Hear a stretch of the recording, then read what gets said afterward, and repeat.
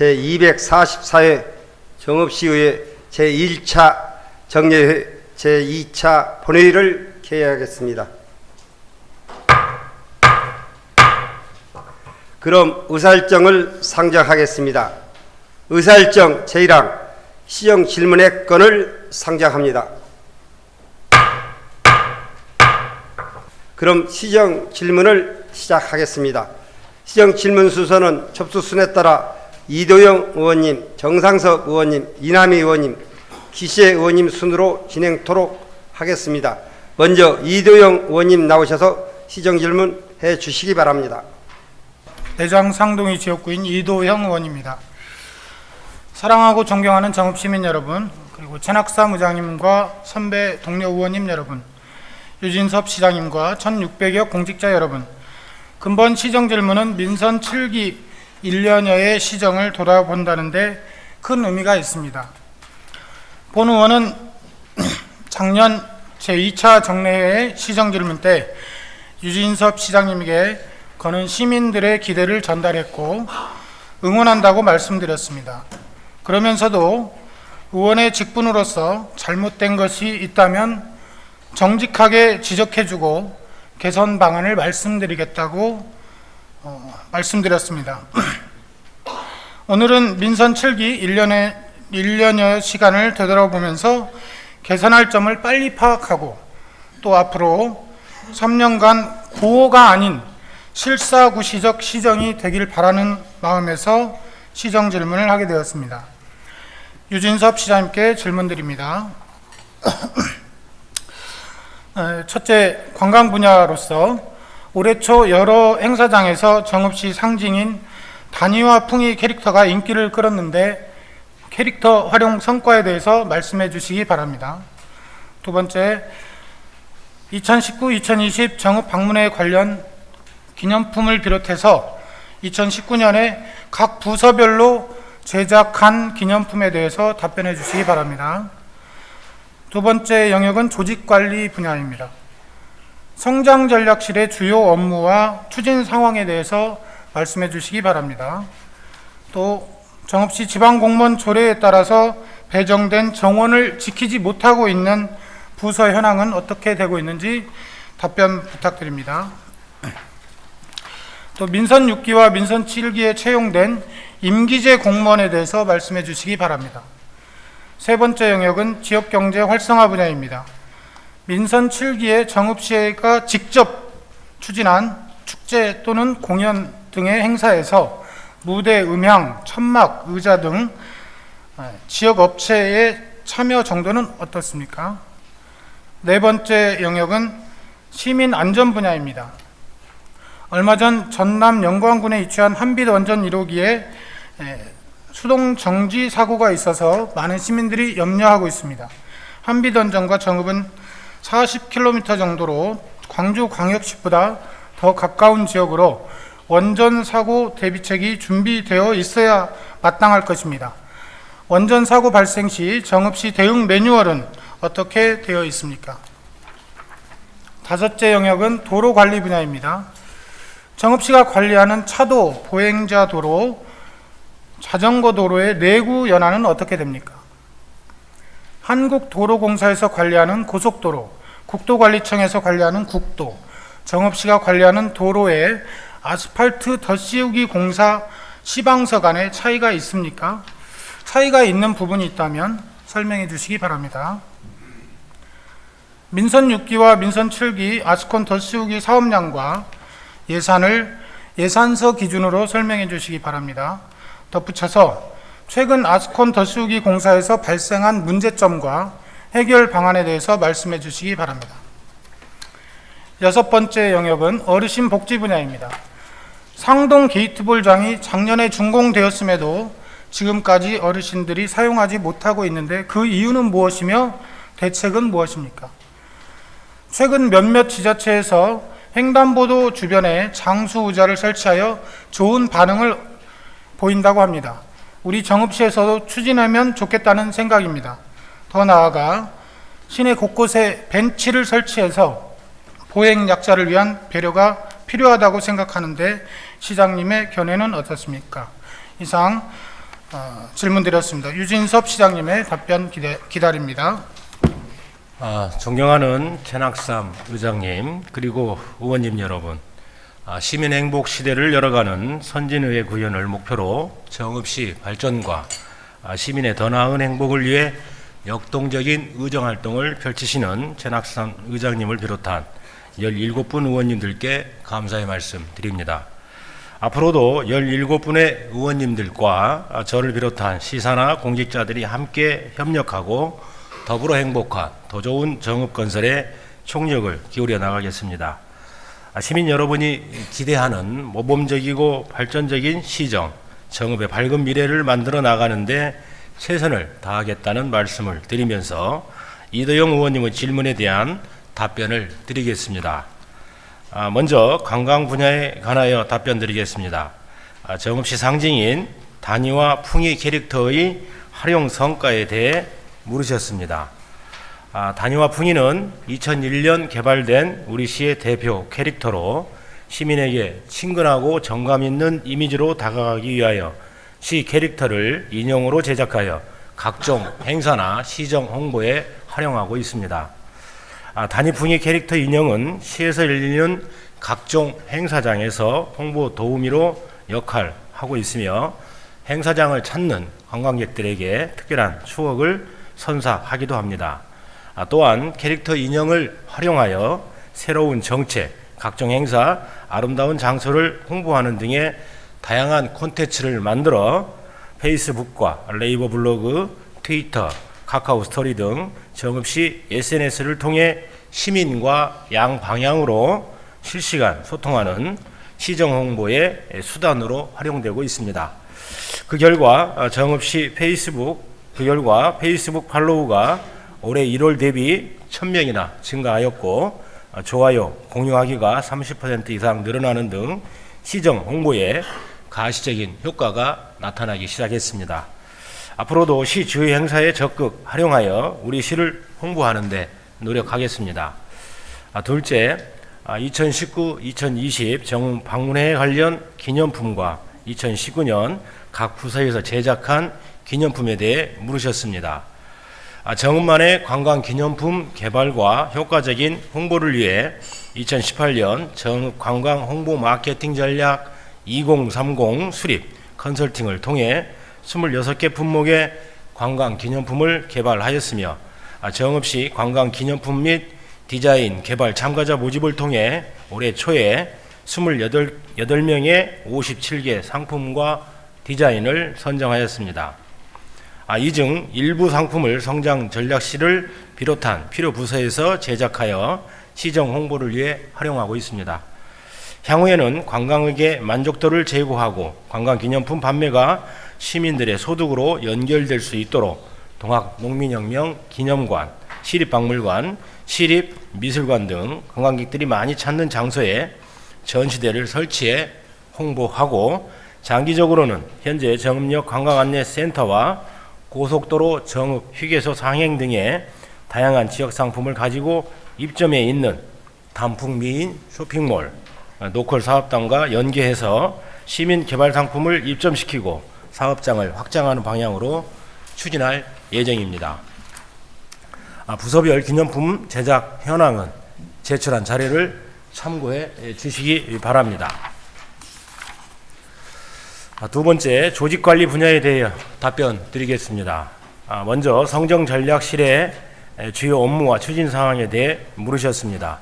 성장전략실은 미래 비전, 성장 동력을 만들어갈 새로운 사업들을 발굴하고 우리 시 미래 먹거리 발굴에 역점을 두고 그 업무를 수행토록 하고 있습니다. 성장전략팀은 정읍시 성장 동력 발전사업 발굴, 연구, 용역과 지역의 랜드마크 확충을 위한 동학농민혁명 기념시설 조성사업을, 토탈랜드팀은 토탈랜드 미래발전 구상과 전략, 용산의 승천 용분수 설치 사업을 추진하고 있으며 관광마케팅팀은 트렌드와 정책 동향에 부응하는 시책 개발과 미디어와 관광마케팅, 온라인 스마트 관광마케팅, 대표 관광상품 명품화 사업을 추진하고 있습니다. 또한 문화광장 개발팀은 문화광장 지구단위 계획 수립과 숲길 조성, 휴식공간 조성 사업을 추진하고 있으며 정읍 방문회 TF팀은 19년, 20년 정읍 마케팅을 위해 적극적으로 업무를 추진하고 있습니다. 자세한 사항은 제출한 자료를 참고해 주시기 바랍니다.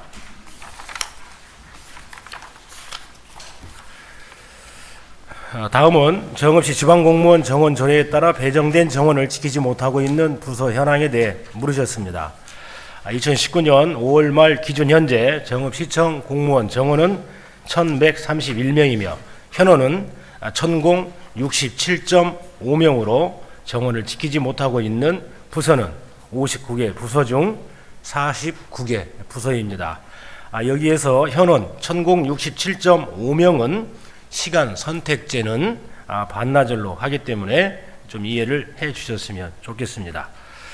현원이 정원보다 많은 부서는 기획예산실, 성장전략실, 문화체육과 등 9개 부서이며 TF팀이 구성되어 있거나 임기제 채용, 퇴직 예정자에 대한 실무 수습, 임용으로 한시적인 초과 현원으로 운영되고 있는 부서들입니다. 현원이 정원보다 적은 부서는 세정, 회계, 정보통신 등 40개 부서로 국가기관이나 상급기관, 타 지자체로의 전출, 명예퇴직, 의원 면직과 같은 예상치 못한 결혼을 포함해 교육, 파견, 휴직 등 일정 인원 이상 유지되고 있는 결혼으로 인하여 불가피하게 정원을 채우지 못하고 있는 부서들입니다. 이에 2019년 충원 계획에 따라 퇴직 예상 인원뿐만 아니라 증원된 정원에 대한 결혼 및 전출과 의원 면직 예상 인원은 물론 휴직 인원의 약 80%를 반영하여 총 91명을 신규로 임용 요구하였으며 8월과 12월 2회에 걸쳐 90명이 임용될 예정입니다. 앞으로도 행정안전부의 기준 인건비의 범위 내에서 행정수의 변화에 따른 배정 인력에 대한 정원을 적극적으로 증원하고 부서별 업무량 진단을 통한 정원 조정으로 유연하면서도 능률적인 조직 계획을 수립해 나가겠습니다. 조정된 정원에 대해 지속적으로 추가 채용을 하고 휴직자를 별도 정원으로 관리해 발생하는 결혼만큼 신규 채용에 반영하는 등 휴직으로 인한 결혼을 최소화해 적재적소에 인력이 충원될 수 있도록 각별히 노력하겠습니다. 상세한 내용은 표를 참고해 주시기 바랍니다. 다음은 민선 6기와 7기에 채용된 임기제 공무원에 대해 물으셨습니다. 6기와 7기에 채용된 임기제 공무원은 총 12명입니다. 여기에는 민선 6기에 7명, 민선 7기에 들어서 5명입니다. 지방공무원법 제25조의 5에 따라 전문 지식이나 기술이 요구되거나 임용 관리의 특수성이 요구되는 업무를 담당하기 위하여 경력직 공무원을 임용할 때 일정 기간을 정하여 근무하는 임기제 공무원을 임용할 수 있습니다. 민선 6기와 7기에 걸쳐 채용된 12명의 임기제 공무원은 예산과 일반직 공무원의 정원 범위에서 임용되어 상근하는 일반 임기제 공무원에 해당되며 동학농민혁명, 선양, 농촌관광, 구절초특화, 미술관, 학예사, 박물관, 학예연구사, 노무사, 관광마케팅, 시정 홍보 분야 등의 경력자를 채용했습니다. 계약 기간은 대부분 2년이며 계약 기간이 만료되는 시점에 성과를 평가해서 연장 여부를 결정하고 있습니다. 일반 임기제 공무원의 부서, 직급, 담당 업무, 채용 기간 등 상세 내용은 표를 참고해 주시기 바랍니다. 다음은 지역경제 활성화 분야에 관해 답변 드리겠습니다. 민선 7기에 정읍시가 직접 추진한 축제나 공연 행사에 무대, 음향, 천막, 의자 등을 설치하는 데 지역 이벤트 업체가 어느 정도 참여했는지 지역업체 참여율에 대해 물으셨습니다. 민선 7기 직접 추진한 축제나 공연은 5건입니다. 구절초 축제, 전국 민속 소싸움대, 벚꽃축제, 내장산 캠핑대회, 최근에 있었던 정읍 방문회 선포식입니다. 5개 사업에 소요된 총 사업비는 6억여 원이 들었고 그중 지역업체와 직접 계약하거나 지역업체가 하청받아 수행한 사업비는 2억 5,500여만 원으로 전체 사업비의 약 42%를 차지하고 있습니다. 우리 시는 지역경제 활성화를 위해 지역업체를 통해 축제와 행사를 개최하려고 노력하고 있습니다만 부득이 간의 업체와 사업을 추진하는 전문성의 문제 때문에 부득이 간의 대행사를 지향의 범위를 넘어서서 부득이 계약을 추진할 수밖에 없었습니다. 기타 자세한 사항은 자료를 참고해 주시기 바랍니다. 네 번째, 시민안전 분야에 관해 답변 드리겠습니다. 원전사고 발생 시 정읍시 대응 매뉴얼에 대해 물으셨습니다. 지난 5월 10일 한빛원전 1호기에서 열출력 폭등으로 원자로를 수동 정지하는 사고가 발생했습니다. 자칫 대형 재난으로 이어질 수 있었던 위험한 상황이었습니다. 우리 시에서는 원전사고 발생 대응 매뉴얼을 2014년에 처음으로 자체 수립한 바 있으며 방사선 누출사고 발생 시 우리 지역에 미치는 위험도, 피해 가능 지역, 예상의 피해 규모 등에 대한 구체적인 내용과 근거가 없이 작성되어 실제 위기 상황에 대응이 어려운 상황으로 매뉴얼의 실효성이 많이 부족합니다. 또한 우리 지역은 한빛원전의 방사선 비상계 구역 밖에 위치하고 있어 정부와 한빛원전 등으로부터 어떠한 정보나 지원도 받지 못하고 있으며 모든 문제를 우리 시 스스로 판단하고 사전에 대비해야 되는 상황입니다. 이에 실질적인 원전사고 대응책을 마련하기 위해 이해 추경의 예산을 약 8천여만 원 편성하고 전문 기관에 의뢰하여 한빛 원전 사고를 가정한 시뮬레이션을 실시한 후 그 결과를 반영해 우리 지역에 맞는 종합적인 방사능 방제 대책을 수립하고 현장 조치 행동 매뉴얼을 작성해 활용할 계획입니다. 아울러 이 분야에 관심을 많이 가지고 계신 시의원님, 시민단체와 전문가들을 모셔 토론회를 개최해 다양한 방법으로 의견을 수렴하고 원전사고 대응 매뉴얼과 방사능 방제 대책을 수립하도록 하겠습니다. 다섯 번째, 도로관리 분야에 관해 답변 드리겠습니다.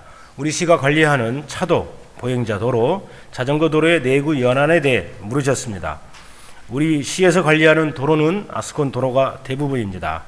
차도는 통행량, 대형 차량, 과적 차량, 제설제, 살포량 등 다양한 요인에 의해 영향을 받고 있으며 도로마다 여건이 달라 사용 가능 연한을 단정하여 말씀드리기는 어려우나 아스콘 포장 도로의 경우 통상 10에서 5년에서 10년 정도로 예측하고 있습니다.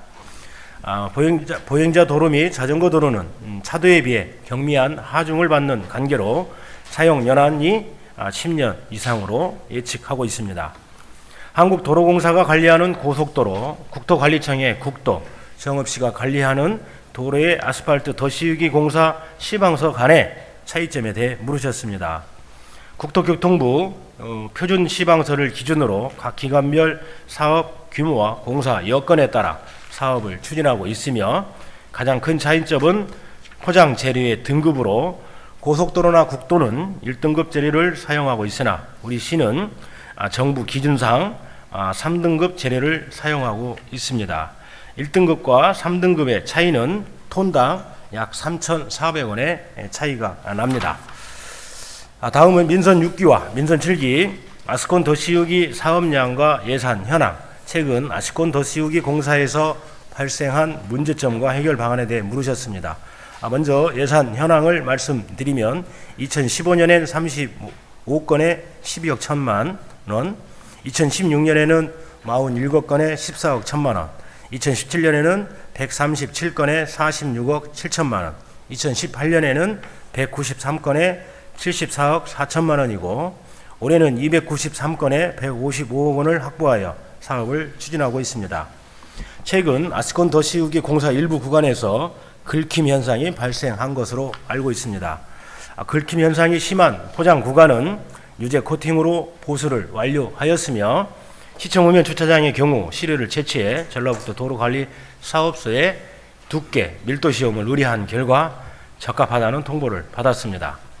추가로 긁힘 현상이 발생한 공사 구간에 대해서는 전문 기관의 재료 시험과 기술적인 자문을 구하여 원인 규명을 할 계획이며 앞으로 아스콘 더씌우기 공사 시행 시 담당 공무원이 현장에 상주하여 철저한 공사 감독을 실시토록 하겠습니다. 다음은 어르신 복지 분야에 관해 답변 드리겠습니다. 작년에 준공한 상동 게이트볼장을 지금까지 어르신들이 사용하지 못하고 있는 이유와 대책에 대해 물으셨습니다. 정읍시 상동 게이트볼장은 2018년 12월 말 준공이 되었으며 2019년부터 바로 사용 가능함을 안내하였으나 이용자 분들의 추가 요구사항으로 인해 현재 사용되지 못하고 있는 상황입니다. 추가 요구사항은 인조잔디로 교체, 사무실과 화장실 설치로 이는 행정절차 이행이 진행 중에 있고 또 예산은 추경 1회 때 5천만 원 예산을 확보하여 관련 사업을 진행하고 있습니다. 횡단보도 주변 장수의자 설치, 시내 곳곳에 벤치 설치 등 보행약자 배려 정책에 대해 물으셨습니다. 최근 몇몇 지자체에서 노인 교통사고 줄이기 정책으로 신호등, 가로등에 붙이는 접이식 의자인 장수의자를 설치하고 있습니다.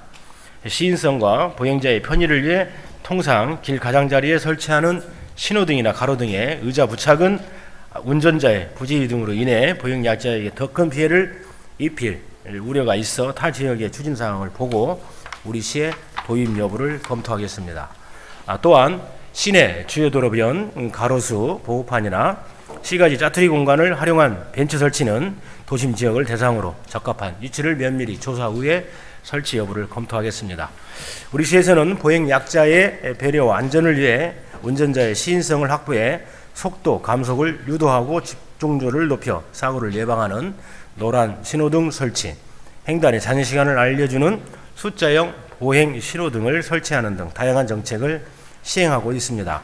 앞으로 폭염 등 기후변화와 고령화에 대응할 수 있는 장기적인 측면의 다양한 보행환경 개선 정책을 발굴하고 시행해 나가겠습니다. 이상으로 이도영 의원님의 질문에 답변을 마치겠습니다. 네. 이도영 의원님 답변자로 먼저 지명하시고 보충 질문하시기 바랍니다. 네, 시장님 나오 주시기 바랍니다. 네, 시장님 자세한 답변 잘 들었습니다. 답변을 중심으로 보충 질문 드리겠습니다. 시장님 지난번 시정 질문 때 본 의원이 시장님을 대하는 방법에 대해서 말씀드린 적이 있는데 기억하시죠? 시장님 얼굴에 뭐가 묻었다 그러면 어떻게 하는 사람이 좋겠느냐? 저는 어떻게 하겠다. 이 말씀 드렸죠? 예. 그 마음으로 또 유진섭 시장님이 진정으로 성공한 시장이 되기 위해서 잘못된 것은 눈 감고 그저 잘한다 아부하는 그런 사람이 되지 않겠다고 말씀드렸습니다. 대신에 지적하고 보완해주는 역할을 하겠다고 약속했고 그 시한을 취임 1주년까지로 인 것으로 말씀드렸습니다. 민선 7기 4분지 1의 시간이 흐르는 동안 몇 가지 긍정적인 현상에 대해서 먼저 말씀드릴게요. 첫째, 단위화풍이 캐릭터 활용이에요. 답변에서 말씀하셨다시피 단위화풍이 캐릭터 인형을 활용해서 정말 많은 시민들로부터 사랑받고 관심도 끌고 보기 좋아서 저도 여러 동료 의원님들과 함께 사진도 찍고 그랬던 기억이 납니다. 이렇게 신선한 아이디어를 내고 더위에 고생한 직원들에게 칭찬과 적절한 보상이 좀 주어지면 어떨까요? 이미 하고 계신가요? 예, 그 부분은 정말 잘하는 사람은 잘한다고 격하게 칭찬해 주셔야 그걸 또 보는 많은 직원들이 또 따라하지 않을까 이런 생각이 드는데요. 우리 의원님들도 한번 참여해 주시죠. 요즘은 날이 더우니까 안 되고 좀 찬바람이 나면. 그러니까 탈을 쓰고 안 쓰고의 문제가 아니라 그런 게 충분히 상상 가능했고 해볼 만한 일이었는데 과거에는 시도를 안 하거나 못 하거나 근데 이걸 이제 마음을 열어주신 분이 계시니까 해봐라 라고 하니까 저는 했다고 생각이 돼요. 시장님이 젊고 신선한 아이디어를 원하고 그러기 때문에 직원들도 반응했다고 이렇게 생각이 되는 거거든요. 그 반응한 직원들에 대한 시장님의 칭찬과 격려 그걸 말씀드리는 거예요. 어떻게 기름 종이에 잘 적어 놓겠습니다. 예. 기름 종이에요? 기름 종이에 적어 놓으면 안 보인다는 얘기 아닌가요? 네. 자, 저는 개인적으로 그 일을 추진했던 부서가 뭐 이렇게 관광과나 뭐 그런 데인 줄 알았어요. 그랬더니 좀 생소했던 부서였는데 정말 열심히 노력하는 모습에 정말 시민의 대표 한 사람으로서 크게 박수치고 예. 또 그 일을 추진케 하는 시장님께도 잘하셨다 이런 말씀 먼저 드립니다. 두 번째 영역은 이제 지역 축제의 지역 업체의 참여. 아까 말씀을 하셨는데 이미 작년에 그 약속을 하셨죠. 작년에 전주 모 프로덕션이 갑자기 한 1년, 2년 사이에 예산의 8억 정도를 가져가는 그런 현상이 있다. 좀 과하지 않냐? 이러면서 개선하시기로 약속을 하셨고 올 봄 벚꽃 축제인가요? 그때 반응해 주셨던 것에 대해서 네. 감사드립니다. 네. 그런데 이제 최근에 이렇게 드론 대회나 내장산 캠핑 대회 때 또다시 지역에서 공급 가능한 분야에 대해서 소외가 있었다. 또 지역 상가의 영업상에 지장을 준다. 그런 민원을 제가 들었어요. 혹시 들으셨나요? 뭐 그 얘기는 제가 좀 들었어요. 들었는데 근데 우리 지역 업체가 모든 일을 다 할 수 있는 조건을 갖추고 있으면 좋은데 실상 그런 조건들을 갖추기는 쉽지 않습니다. 그리고 우리 정읍시만을 상대로 그런 여러 가지 조건을 갖춰서 영업을 하기에는 굉장히 어려움이 있죠. 그래서 그런 부분은 우리가 할 수 있는 건 우리의 범주를 벗어나지 않도록 하고 우리가 못하는 것은 잘할 수 있는 곳 또는 자격이나 조건을 갖춘 곳을 찾아서 같이 협업을 하는 게 저는 맞다고 봅니다. 전체 기획하는 부분은 좀 어렵더라도 제가 말씀드린 건 천막이라든가 소소한 것들이에요. 그런 것들은 우리 지역에서 공급이 가능하다면 멀리서 가져와서 타 지역 업체에 하청 주는 것보다는 우리 지역 업체에 주자 그런 얘기죠. 100번 맞는 말씀입니다. 네, 예. 그렇게 좀 더 예. 노력해 달라고 예. 담당 부서에 좀 얘기 좀 해주시기 바랍니다. 예. 그다음에 오늘 그 가장 많은 시간을 들여서 같이 공부하고 싶은 영역인데요.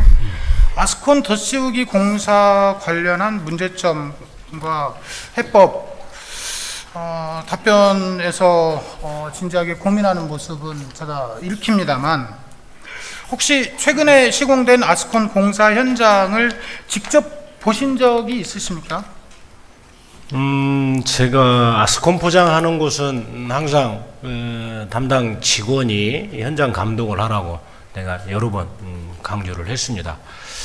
이게 감독이 있고 없고의 차이가 굉장히 크더라 그 말이에요. 특히 우리 이제 맨홀 같은데 주변 마무리 작업하는 곳에서 큰 차이를 제가 느낍니다. 감독이 있으면 그 맨홀의 단차를 해결하는 문제를 좀 꼼꼼하게 하는데 감독이 없는 현장은 그게 엉성하게 마무리를 해버리고 그래서 저는 다니면서 유심히 지금 보고 있습니다. 네. 네. 네. 오늘 답변에서 나온 긁힘 현상에 대해서는 혹시 확인하신 적이 있습니까? 확인했습니다. 네, 우리 잘하셨어요. 자, 일단 자료 그 PPT 자료 8페이지 한번 보여주실까요?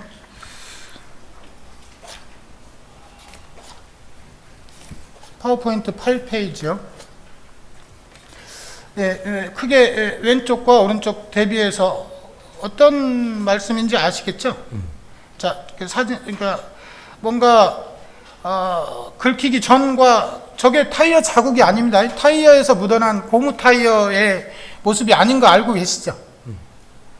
아스팔트가 긁힌 거예요. 자, 다음 쪽이요. 자, 7부에 있는 어떤 마을들. 네, 부전교는 저걸 시공한 지가 한 달이 넘었어요. 근데 어저께 찍은 장면입니다. 자, 다음 쪽. 네, 다음 쪽. 네. 자, 크게 확대해서 보여드릴게요. 자, 다음 쪽. 초산동, 내장상동 또 넘기세요. 네. 내장상동과 7부 경계 약수터 지점, 네, 확대한 겁니다. 넘겨주세요. 구소방서, 네. 내장산 골프 연습장, 뭔 거 아시겠죠? 이쪽에 꺼멓게 한 자리, 저쪽 차선 안쪽에 한 자리, 네, 넘겨주세요. 7부 벌스마을 확대 장면, 네, 다음. 7부 방공리, 다음. 예. 요, 우리 시청 맞은편. 세무서 가는 쪽에 그 약간 거기서 왼쪽으로 들어가는 무슨 초탕 있죠? 예, 거기 작년인가 시공됐던 곳에 최근에 찍은 사진입니다. 자, 내장상동 부정비 아까 그 어저께 시험해보고 찍은 장면이에요. 자, 넘겨주시죠. 시청 뒤에 구미동길, 네, 넘겨주시고.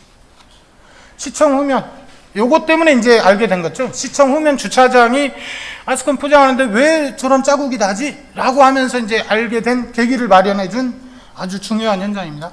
다음 쪽. 예, 시청 후면은 최근에 했지만 전면 주차장은 작년에 포장했죠. 최근에 무슨 행사하고 나니까 저렇게. 자, 다음. 네, 거기뿐만이 아니죠. 내장상동 지역구, 네. 명성교회 앞에, 네, 넘겨주세요. 네, 끝. 네, 다시 이제, 네. 자, 이게 지금 몇 곳이 아니에요. 제가 지금 말씀드리면 우리 담당 공무원들이 그 자리만 뭔가 문제 있다라고 생각하시죠? 최근에 깔았던 모든 현장, 그리고 작년에 시공했던 대부분의 아스콘 포장이 제 차가 아주 소형 경차에 들어가는 차예요. 그걸로 이렇게 핸들 한번 돌려보면 아까 그런 증상이 보인다는 거죠. 모두 다는 아니겠지만, 네, 그래서 질문을 드려본 겁니다. 관심을 가져보자고. 이거 왜 그래야 될까? 왜 그런지 직접 시장님도 한번 해보셨으면 좋겠어요. 아니면 아마 다른 차들이 지나가면서 이미 발생됐다고 된데도 한번 가서 이렇게 그 자리에 아스팔트 손으로 한번 떼보세요. 1년 됐는데도 일어난다니까요. 자, 그래서 많은 사람들이 그런 얘기를 해요. 아스콘이 양생 기간이 덜 돼서 차량을 유통시켰더니 발생했다. 이런 어처구니 없는 답변을 하는 사람들을 봤어요. 양생이라는 게 도대체 쓸 수 있는 말인지. 그래서 저는 시장님께서는 합리적으로 판단해서 이건 긁힘 현상이다, 원인 분석 중이다 해야 되겠죠. 원인은 알고 봐야 될 것 같아요. 누가 잘못했는지 잘했는지 이거 뭐 하자는 얘기가 아니고, 저런 게 우리 시내 아스팔트에 깔린다. 그러면 어떤 현상이 생길까? 예, PT 6번, 7번 한번 보시죠. PT 6번. 제 추정입니다만 우리 시내 도로에 곳곳이 저런 현상이 있죠. 패이고 갈라지고. 예, 7번. 저거는 제가 페이스북에 엊그제 올려갔더니 시민들께서 찍어서 저한테 보내주신 거예요. 시골 지역 이평이라고 하는데 거기도 마찬가지입니다. 이런 현상들이 얼마나 많은지 몰라요. 그 원인이 이제 됐습니다. 자, 그 원인이 아까 그런 재질의 아스콘 때문이라면 이건 심각하지 않을까. 제 합리적 의심에 대해서 시장님 어떻게 생각하세요? 근데 아까도 얘기한 것처럼 고속도로나 각 지방 국토관리청이 발주하는 국도는 지금 1등급을 재질을 쓴다 그래요. 그리고 이제 나머지 지방 정부들은 대부분 3등급을 쓰는 것 같은데, 실은 이제 그 이용 현황 또는 하중 이런 것들을 종합적으로 검토해서 아스콘을 쓰는 것 같은데, 아무래도 이제 고속도로나 국도는 차량 통행량 또 하중 이런 것까지 종합적으로 검토해서 1등급을 쓰는 것 같아요. 근데 우리 시는 이제 3등급을 쓰는데, 그런 부분에 관련해서 도로라고 하는 것은 이제 지나가는 통행의 목적이 있습니다. 그래서 저는 아까 이대용 의원님이 얘기하는 것처럼 긁힘 현상에 관련해서는 상당히 조금 재질의 문제가 시공 과정에 문제가 있다고 하는 생각을 합니다. 그 문제를 좀 개선하기 위한 노력도 좀 해야 될 건데, 제가 볼 때는 고속도로, 국도 모두가 일정 기간, 이게 이제 재포장을 하는 이 간격을 좀 줄여주면 저런 문제는 해결이 될 수 있다고 보는데, 이런 경우는 아예 시공에서 얼마 떨어지지 않은 그건 시 구간에서 지금 시간상에서 생긴 현상이라 이 문제에 관련해서는 우리도 지금 예의주시 했는데 특별히 좀 이상하다 하는 결과를 받지 못해 버리니까 그 부분에 관련해서는 뭐 특별히 이도영 의원님 지적에 대해서 어떻게 우리가 얘기를 해야 될지 그러니까 적절한 답은 없을 것 제 같아요. 말씀은 현재로서는.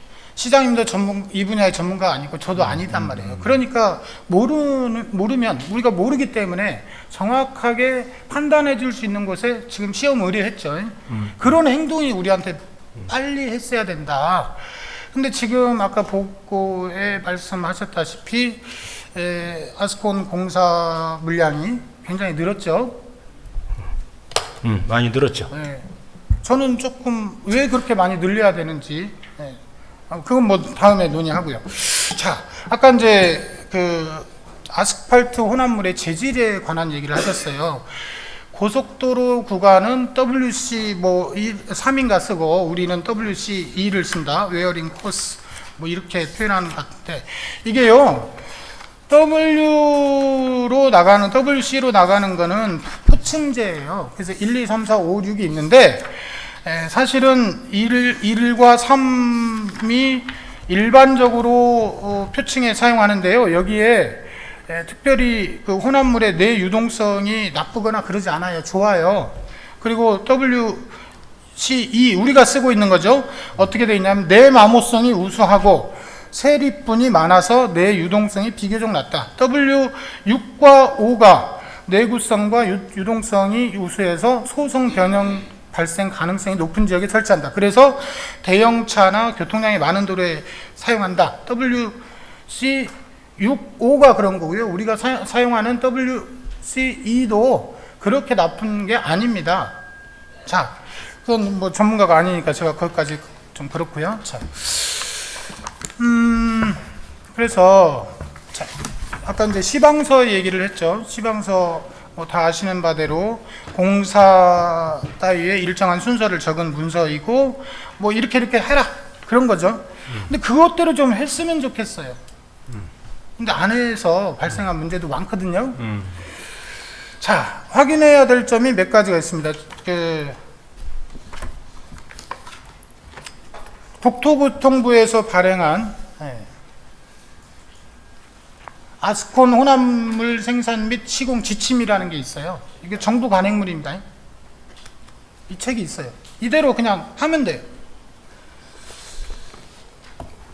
정읍시가 관급 자재로 구입한 아스팔트의 침입도가 등급이 얼마인지, 65 플러스 마이너스 5의 아스팔트가 공급되었는지, 또 소석회를 채움제로 사용하게 되면 아스팔트와 골재의 박리 현상이 저감되고 또 아스팔트의 산화를 감소시켜서 노화를 낮추고 소성 변경을 낮추고 균열 저항성이 증가해서 우리 시와 같은 아까 보셨던 포트홀 그런 것들을 예방할 수 있는 것이라고 판단되는데, 과연 우리 시가 공급받는 아스팔트 혼합물에는 어떤 채움제가 들어가 있는지, 소석회분이 들어가 있는지 안 들어가 있는지, 골재의 함수율도 매우 중요한 요소인데 골재의 물의 비중이 3% 이상이면 미끌림 현상이 생기는 거죠. 벗겨질 거 아니겠어요. 기름과 물이 안 맞으니까 확인해야 되고, 신설도로 포장 시에 반드시 이 지침에 따르면 반드시 시험 포장을 하도록 돼 있어요. 우리 과거에 큰 도로 낼 때 시험 포장을 일정 구간 하고 그 성능을 바탕으로 본 포장을 했는지, 또 운반 장비가 덤프트럭이 많이 활용되겠죠. 근데 거기에 이제 바닥이나 트럭 벽에 닿지 말라고, 그 아스팔트 붙지 말라고 일종의 이제 윤활유 같은 게 필요하겠죠. 부착 방지제.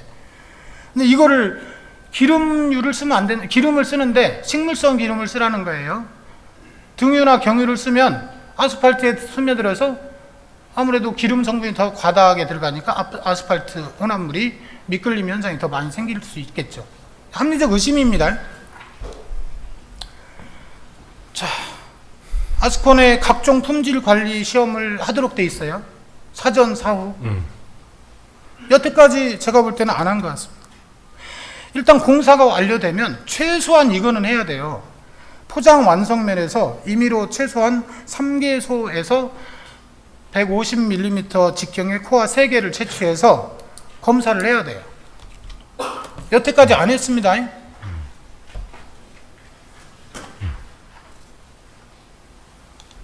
이러니 시공하는 업체나 공급하는 업체에서 우리 시 공무원들은 뭡니까? 눈 뻔히 뜨고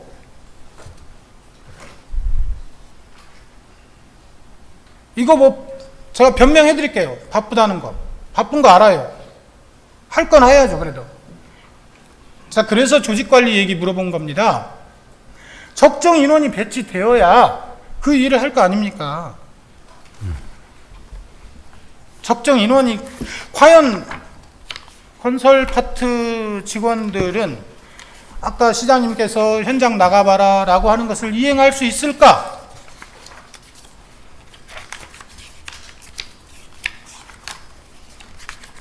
자료 24쪽 한번 보시죠. 이미 시장님 답변에 표로 주셨어요. 아스콘 덧씌우기 예산 및 직원 현황. 자, 시가지 덧씌우기 공사의 담당 공무원은 2명입니다. 2명이 다 하는 게 아니고요. 2명 중에 또 역할을 나눠 있어요. 그런데 그 사람이 과거에 2015년도에 7억 원어치 일을 감독을 하고 35건, 자 16년도에 5건 6억 2천만 원어치 감독을 하고 2017년도에 41건에 23억 8천여만 원어치 감독을 해야 돼요. 또 2018년도에는 31건에 뭡니까? 33억 원어치. 자, 2019년에는 물경 75억 6천여만 원어치 공사를 하라는 거예요. 감독을 하래요. 2명이. 그 2명이, 자, 우리 감독 공무원들은 잠도 안 자고 휴일도 없고 신입니까? 다음 쪽 한번 보시죠. 25쪽. 네. 자, 2019년 연간 예산 155억 원의 공사비는 과연 적정한가? 따져보는 겁니다. 아스콘 덧씌우기 공사 단가 제가 몰라요. 정확하게 모르지만 이 설계 내역서를 기준으로 제가 임의적 추정을 해본 겁니다. 자, 설계 내역서를 보니까 아스콘 덧씌우기 단가는 1일 시공량이 2,000평방미터를 하도록 돼 있어요. 2,000평방미터가 적정량인 겁니다. 자, 그러면 평방미터당 공사비는 약 18,700원으로 저는 산출했어요. 어떻게 했냐면 역으로 계산을 해본 거예요. 저거는 정부 단가는 아닙니다. 자, 임의로 저 잘 모르니까 계산을 해봤어요. 대신 자, 그래서 2019년도 공사비 총액은 155억 200만 원이기 때문에 공사비를 기준으로 면적을 산출해 보니까 약 82만 8,984 평방미터 정도가 되겠다라고 계산해 봤어요. 그러면 이를 시공량 즉 2,000평방미터로 나누면 공사 일수는 414일이 되는 겁니다. 근데 저거를 직원 아까 지역개발팀도 있으니까 4명이 나누면 1인당 103일을 감독을 해야 되는 거예요. 자, 우리 공무원, 자, 동절기 아스콘 안 하죠? 비 오는 날 못 하죠? 공휴일 빼야 되죠? 실제 근무하는 날 정말 얼마나 될지 모르겠습니다.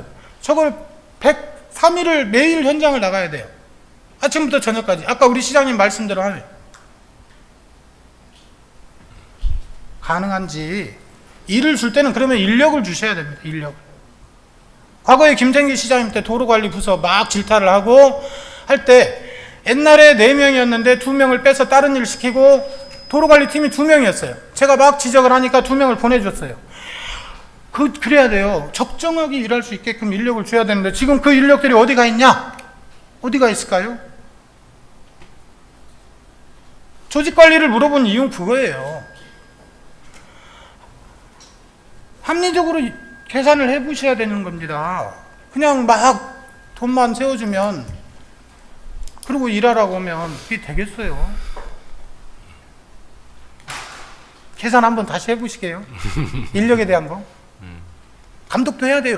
저거 왜예요? 아까 현장에서요, 아스콘 끄고 하고 나면 3m짜리 평판처럼 된 자로 기울기 검사도 해야 돼요. 공무원이 해야 돼요. 안 해요. 못 해요. 안 하는 게 아니라 못 하는 거예요.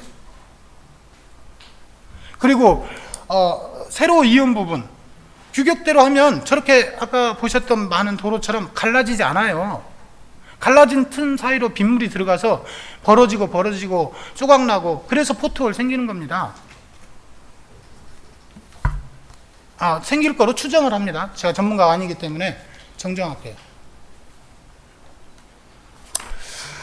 자 이제 그러면 좋습니다. 지적보다도 대안 한번 같이 고민해 보시게요.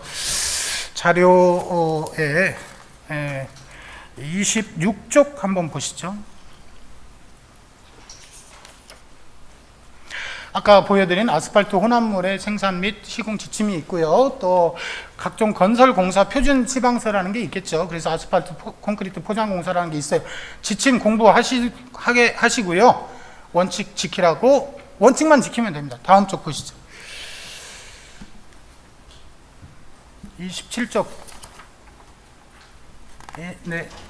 자, 거기에 보면 포장 파손 시 조치 방법이 있어요. 아스팔트 콘크리트 포장이 조기 파손이 발생하였을 경우 반드시 현장 조사와 시험을 통하여 파손 원인을 규명하고 포장 파손의 책임이 시공사에 있는지 아스팔트 플랜트에 있는지에 대한 책임 소재를 분명히 하여 하자에 대한 책임을 져야 한다고 아스팔트 혼합물 생산 및 시공 지침 116쪽에 나와 있습니다.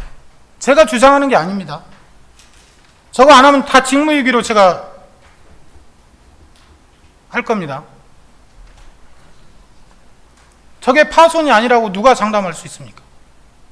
소송 변경 얘기 많이 해요. 소송 변경은 차량이 다님으로써 굴곡지는 거 그걸 말하는데 소송 변경이 아니라 파손입니다. 파손. 표면이 파손됐어요. 자, 원칙 지키시고요. 다음 쪽 한번 보시죠. 아주 좋은 방법이 하나 있습니다. 우리가 많이 좋아하는 광역시장님이죠. 박원순 시장님. 서울시 아스팔트 10계명이라는 걸 만드셨어요. 또 도로 포장 실천 10계명을 또 만드셨어요. 자, 거기에 넘어서 다음 쪽이요. 서울시 도로 포장 관리 30년 생애주기 관리 체계로 하겠다. 그래가지고 노후화된 어떤 도로 관리를 아주 적절하게 잘 관리하겠다. 이런 것들이 바로 실사구시 아닙니까? 우리라고 왜 못할까? 한번 해봤으면 좋겠어요. 저도 좀 도와드리고 싶어요. 자, 이제 내리시고. 자, 이렇게 하면 돼요. 관심 있는 사람 모여라. 담당 공무원들하고 현장 가보고 다른 지역 사례 조사해서 우리 나름의 도로관리 체계에 대해서 제가 오늘 언급 못한 부분 많이 있습니다. 돈도 아낄 수 있고 시민들이 안전할 수 있고 그런 방법에 대해서 좀 극단적으로 얘기하면 내각제 요소를 도입할 수도 있어요. 시장님 한번 생각해 보시게요. 자, 의원들 중에 그 관심 있는 사람 있어요. 모여라. 우리 집행부 중에 관련 부서 같이 모여 태스크포스 팀 만들어서 이건 정책 집행이 아니고 대안을 만드는 연구조직 만들 수 있잖아요. 집행부는 자기들의 권리라고 하면서 계속 의원들이 말하는 거 그냥 의원들이 말하는 거 아닙니다. 시민이 말하는 거예요. 시장님 12년 동안 의원 하실 때 그 고통을 한 번만 생각해 보세요. 한번 해보시게요. 그럽시다. 네. 자, 다음은 자, 어르신들 관련한 아까 벤치라든가 의자 얘기를 했어요. 자, 자료 30쪽 한번 볼까요? 시장님, 저 화면에 오른쪽 상단의 사진 제가 언제 한번 보여드린 것 같지 않습니까? 제가 자료를 한번 드린 적이 있어요. 저 어르신이 지팡이 짚고 어떤 콘크리트 조금 조각 위에 앉아 계시죠. 또 왼쪽 사진은 정읍의 모 병원 근처에서 비 오는 날 우산을 쓰고 가시는데 저렇게 허리가 꾸부정해서 걸어가는 어르신들 정말 우리 일상의 모습입니다. 그런데 어느 지역에서 장수 의자를 저렇게 만들었대요. 접었다 폈다. 또 우리 지역에도 있어요. 부영 아파트 쪽에 또 우리 오른쪽 하단에는 우리 정상섭 의원님께서 초산동에 얘기해서 만들었대요. 얼마나 좋습니까? 저런 것들이 좀 곳곳에 있으면 좋겠다는 거죠. 저것에 공감을 못할 이유는 없잖아요. 자, 한번 넘겨보시죠. 자, 제가 한번 생각해봤어요. 우리 정읍형 벤치 한번 만들어보자. 쉼과 대화가 있는 정읍형 벤치 한번. 예를 들어 가로수 주변에도 공간이 위험하지 않는 곳이 있다면 찾아서 다 하라는 게 아닙니다. 적당한 곳에. 저렇게 그러면 다리가 불편한 어르신들 잠깐 앉을 수도 있죠. 또 이웃과 대화할 수 있는 그런 얼마나 아름다운 공동체적인 모습이 될까요? 좀 상상해봤어요, 그냥. 자, 또 넘겨보세요. 저렇게만이 아니고 찾아보면 수많은 아이디어들이 나올 수 있어요. 저보다 훌륭한 분들이 많고 그렇기 때문에 벤치 디자인 공모전 같은 걸 해서 우리 시민들에게 지혜를 구하는 시정 얼마든지 가능하지 않을까요? 네, PT 닫아주시고요. 요거만큼은 돈도 많이 안 들 거고 그래. 한번 해보시죠. 네, 적극 반영하겠습니다. 네, 고맙습니다. 예, 예. 자, 시장님 너무 시정에 대한 애정이 많다 보니까 제가 좀 가끔가다 완성이 제가 목소리가 높아진 거는 시장님을 뭐 타다거나 이런 게 아니에요. 제 뜻을 전달하다 보니까 보이스가 좀 높아졌다 이렇게 이해해 주세요. 보이스 선택을 잘 하세요. 자, 그 다음에 이제 시장님 답변 마무리하겠고요. 고맙습니다. 네. 자, 다음은 성장전략실장 계십니까? 자리에? 네. 답변석으로 좀 나와주시죠.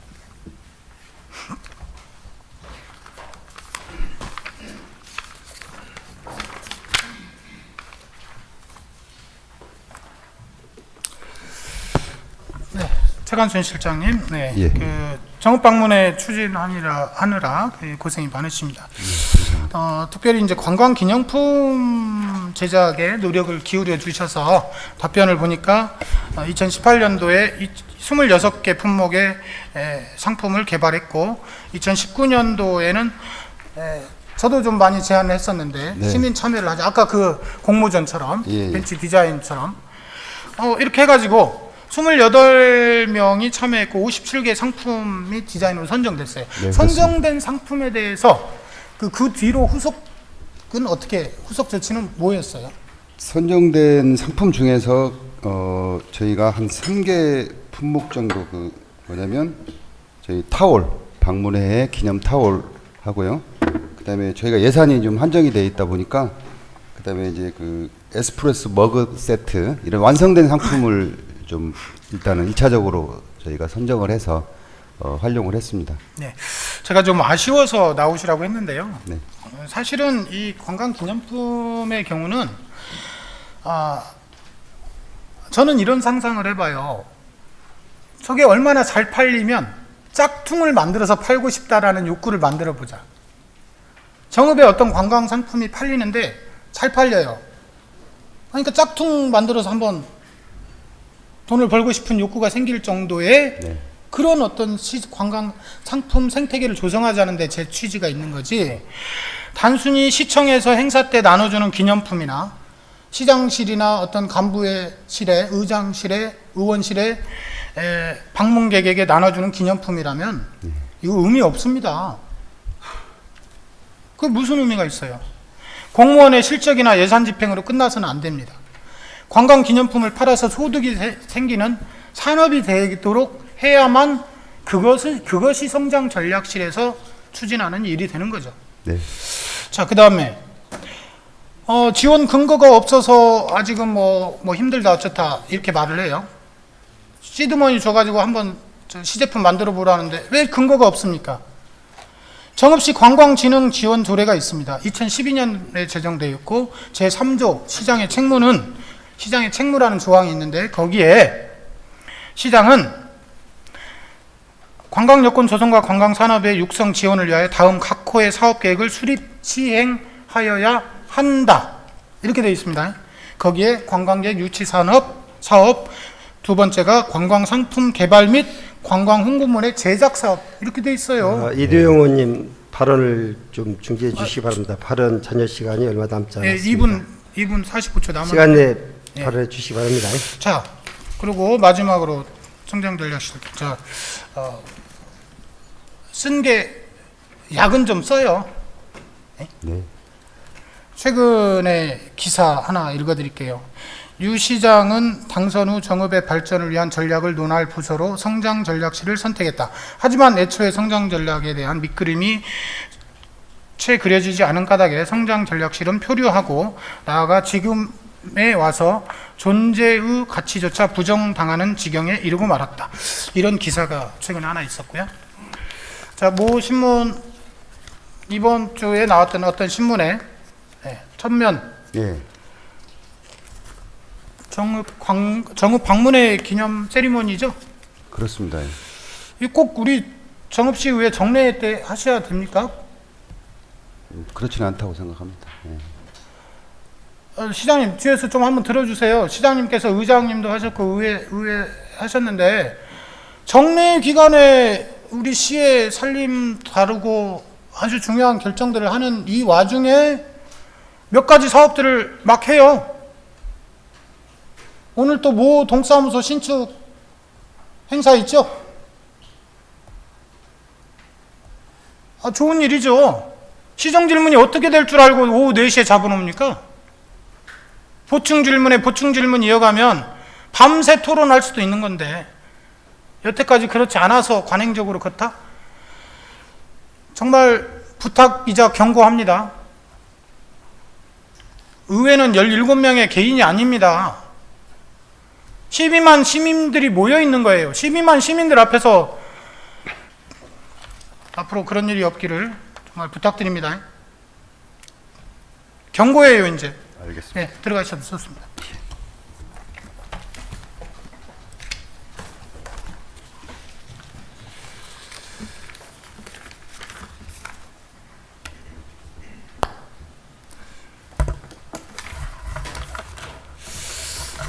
네, 의장님, 저 마무리 멘트만 조금 하겠습니다. 시간 조금만 주세요. 네, 유진섭 시장님, 시정 질문을 마치면서 부탁드리고 싶습니다. 과거 구습과 적폐와 단절할 수 있는 젊은 시장, 패기 있는 시장, 보여주기 시정보다 내실 있는 시정을 펼쳐주실 수 있는 시장, 정읍시청 공직자들이 자기속에 감춰진 능력을 최대한 펼칠 수 있도록 인파워먼트 해주시고 시민에게 지혜를 구하는 시정을 펼쳐주시기를 부탁드립니다. 이것이 시장님께 드리는 제 마지막 충언입니다. 사랑하는 시민 여러분, 오늘 유진섭 시장님을 상대로 여러 분야에 걸쳐 정읍시 발전과 시민의 행복을 위한 시정 질문을 펼쳤습니다. 공정하고 원칙이 지켜지는 정읍시정 감시자이자 대안제시자로서 언제나 초심 잃지 않고 더 연구하고 실사구시하는 자세로 의정활동을 하겠습니다. 장시간 지켜봐 주신 의원님 여러분, 그리고 시청해 주신 모든 분들께 감사드립니다.